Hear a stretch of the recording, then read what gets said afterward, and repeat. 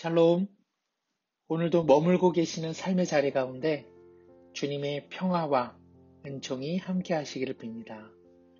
오늘 본문은 에스겔 34장 1절에서 16절입니다. 말씀을 한번 확인해 주시면 좋겠습니다. 내용은 당시 이스라엘 목자들의 부조리함을 말씀하시고 친히 자기 양을 찾으시는 하나님의 은혜가 증거되어지는 본문입니다.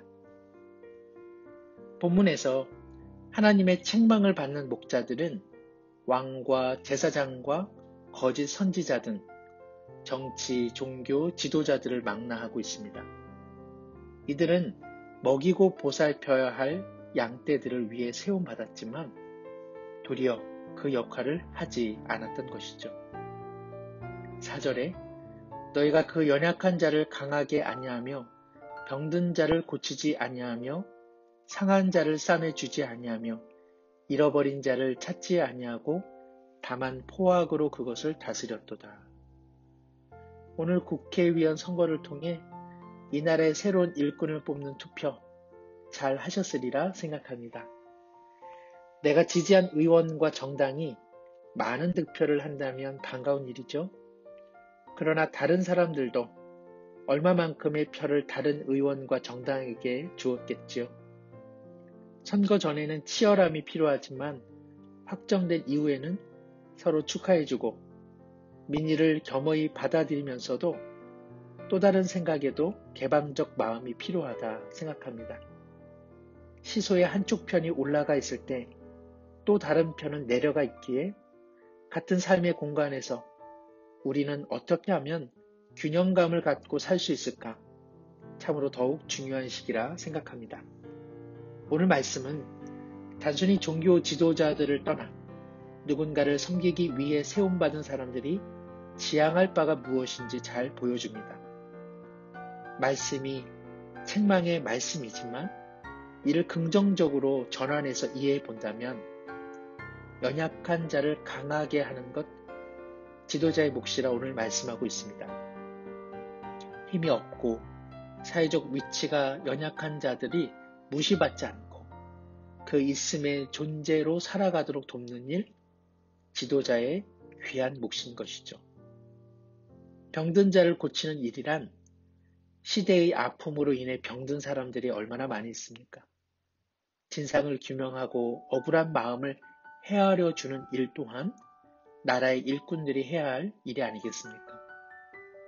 상한 자를 싸매주는 일, 비방과 폭로, 경쟁과 불공정한 사회 속에서 약점과 허물들이 얼마나 들춰지고 있습니까?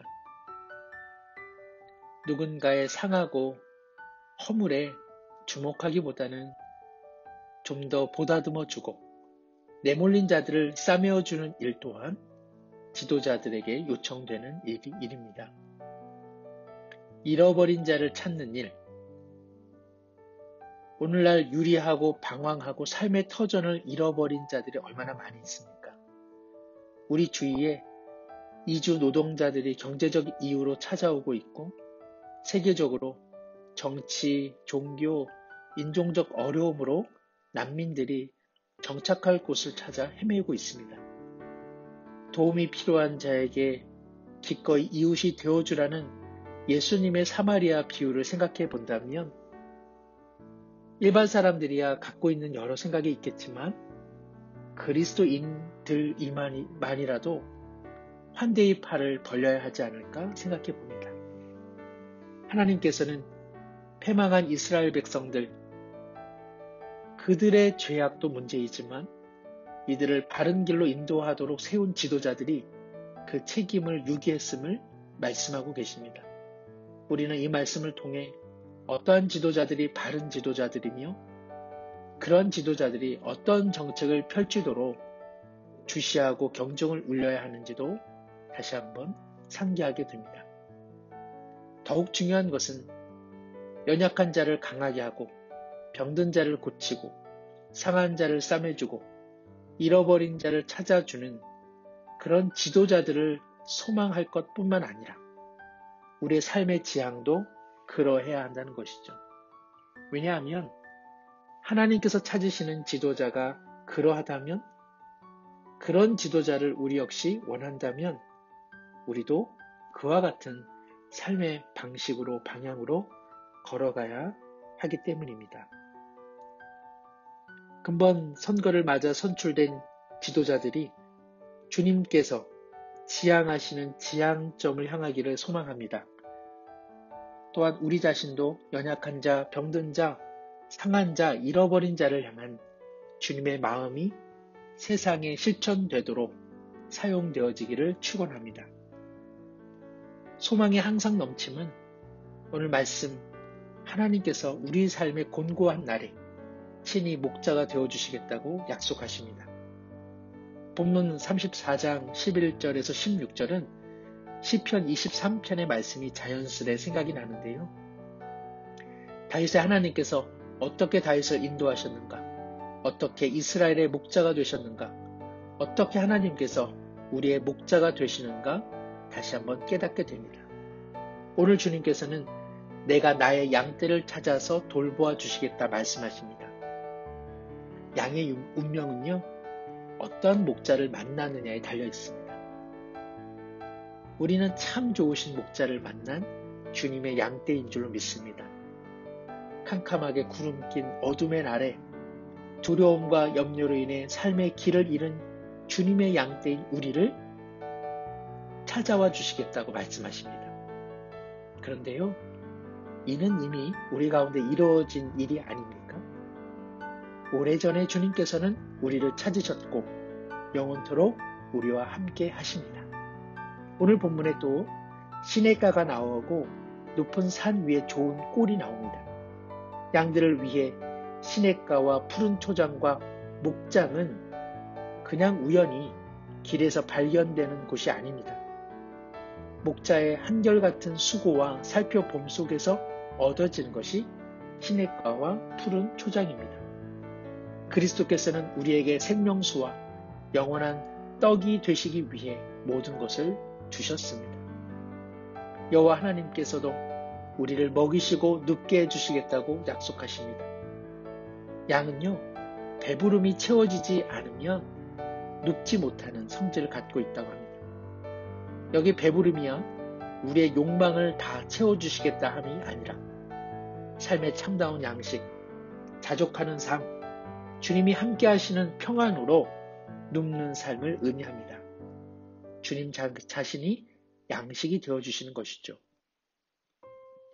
사랑하는 성도 여러분, 진실로 주님이 이와 같은 분임을 절감할 때 우리는 우리의 안전과 일상의 욕망에서 벗어나 연약한 자, 병든 자, 상한 자, 잃어버린 자들을 향해 마음의 시선을 돌릴 수 있지 않겠습니까? 참으로 주님이 이와 같은 목자가 되심을 믿는다면 다른 이들에게도 이와 같은 목자의 마음으로 대할 필요가 있지 않겠습니까? 오직 은혜입니다.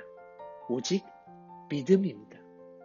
주님의 은혜 안에 깊이 거할 때에 우리는 주님이 우리의 목자가 되시지 든든한 마음이 생기죠.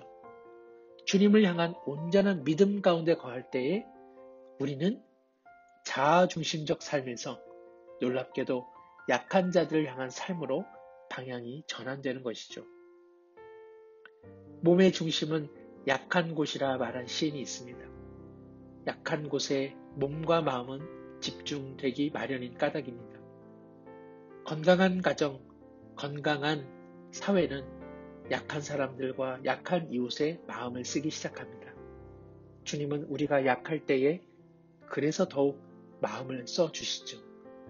그러므로 우리도 약한 자들을 향한 목자의 마음으로 살아가기를 간절히 소망합니다. 오늘 한마음 기도회 두 번째 교회를 위한 기도의 내용인데요. 함께 고백하고 제가 마무리 기도하겠습니다. 코로나19로 인하여 한국교회가 주일 및 공적 예배 등 회중이 함께 모여 예배드리지 못하는 형편을 불쌍히 여기시고 속히 공동체 예배를 함께 드리는 기쁨의 날을 주옵소서. 아멘. 한마음 기도회와 목회 서신 등을 통해 모든 성도들이 더욱 하나 되게 하시고 삶의 자리에서 드려지는 주일 예배가 경건한 마음과 준비된 모양으로 드려지게 하옵소서. 아멘. 코로나19 이후에 모든 교회 사역과 살림을 주님께서 주관하여 주옵시고 임직 및 위임 관련하여 신실한 일꾼들이 올 한 해 세워지게 하옵소서. 아멘. 하나님 아버지, 우리 민족과 나라를 긍휼히 여기심에 근본에 선출된 국회의원들이 참으로 백성과 국가를 위한 새로운 출발점에 서게 하옵소서. 뿐만 아니라 교회의 지도자들과 책임을 맡은 일꾼들이 연약한 자, 병든 자, 상한 자, 잃어버린 자를 향한 주님의 마음을 실천할 수 있도록 은총을 내려 주옵소서.